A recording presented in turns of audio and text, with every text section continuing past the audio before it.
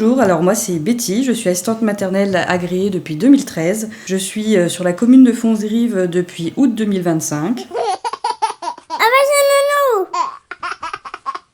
Le plus beau souvenir ou plus beau moment en tant qu'assistante maternelle, c'est de voir l'évolution des enfants, surtout quand on les accueille tout bébés et qui s'en vont quand ils rentrent à l'école. Il y a aussi tous les remerciements au niveau des parents, la gratitude et la reconnaissance qu'ils peuvent avoir envers le métier. Ce qu'il faut se dire, c'est pas un métier très facile non plus. Et après, voilà, tous les petits cadeaux qu'ils peuvent nous faire, les petits je t'aime nounou, le fait de les revoir quelques années après, tout ça, c'est vrai que c'est un des plus beaux aspects aussi du métier.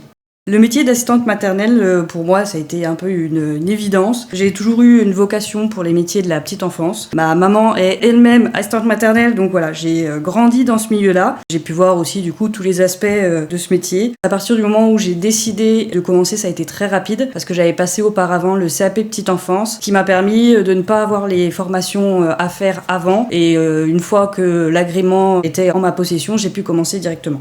Alors au niveau du domicile, on a eu la chance d'arriver dans cette maison du coup au mois d'août 2025 et où il n'y avait pas énormément de travaux à faire, donc j'ai juste les sécurités enfants, les blocs-portes, j'ai une salle express, salle de jeu, donc il n'y a pas de jeu qui incombe la pièce de vie, etc. Et on m'a juste demandé de clôturer une petite partie de l'extérieur, parce que l'extérieur est très vaste, et voilà.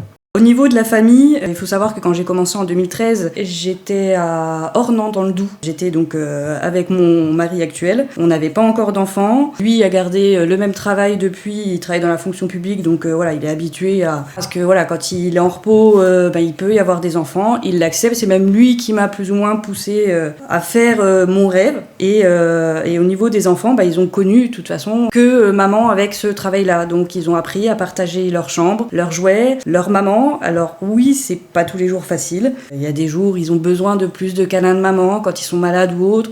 Donc ils ont du mal à comprendre pourquoi les autres aussi, ils ont droit à beaucoup de câlins. Mais voilà, après, on explique les choses et tout se passe bien. Et ils adorent quand il y a les copains qui sont là. Et limite, ils sont tristes quand maman est en vacances. S'il n'y a plus personne pour jouer avec eux.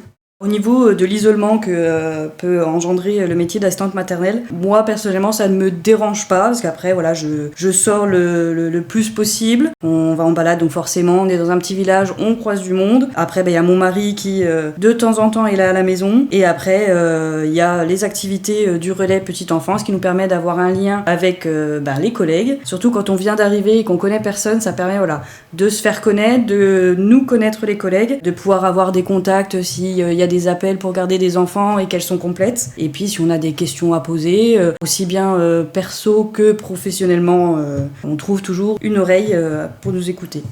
Là, à l'heure actuelle, j'ai un seul contrat, vu que je viens d'arriver. Et du coup, dès que ça tombe sur les jours de garde, on va systématiquement ces jours-là au relais pour faire les activités proposées par Corinne. Pour toutes les personnes qui veulent se lancer dans l'aventure du métier d'assistante maternelle, il faut déjà qu'elles soient sûres d'aimer être un peu seule. C'est sûr que forcément, c'est pas donné à tout le monde on parle toute la journée avec des enfants, on n'a pas forcément des discussions très constructives. Après, aimer le contact avec les enfants, ça me semble la base. Être quand même bienveillante, arriver à bien dire les choses calmement, que ce soit autant aux enfants ou aux parents. Essayer d'établir une relation de confiance entre tout le monde. Après, que la famille derrière soit aussi OK. Parce que forcément, ça a un impact d'avoir des gens qui rentrent chez eux. Comme on disait pour les enfants, partager leur maison, leur chambre, leurs jouets, leurs parents, que ce soit maman, papa. Des fois, ça peut être très très compliqué, surtout quand les enfants sont déjà là et que la personne prend ce travail. Et après, être bien aussi conscient de la précarité de notre travail qui, malheureusement, du jour au lendemain, on peut se retrouver sans rien, sans contrat, avec les entrées en école. Là, il y a de moins en moins de demandes, c'est vrai. Après, ça va revenir. Et après, il y a ça aussi, bien se renseigner. Parce que oui, il y a le relais pour nous aiguiller, pour aiguiller surtout les parents, sur les fiches de paye, les contrats, etc. Mais c'est pas plus mal que nous aussi, en tant que professionnels, on analyse tout ça et qu'on se mette en connaissance des changements, que ce soit au niveau indemnité d'entretien, les nouveaux tarifs, etc. De se mettre à jour sur toute la partie administrative, même si en théorie c'est les parents qui doivent gérer cette partie-là. Des fois ils sont aussi perdus, quand c'est un premier enfant ils y connaissent rien et c'est aussi notre rôle d'essayer de les aiguiller si on peut. Alors oui, c'est un très beau travail, mais après juste faire vraiment attention à tout ça. Au revoir Nounou, à bientôt.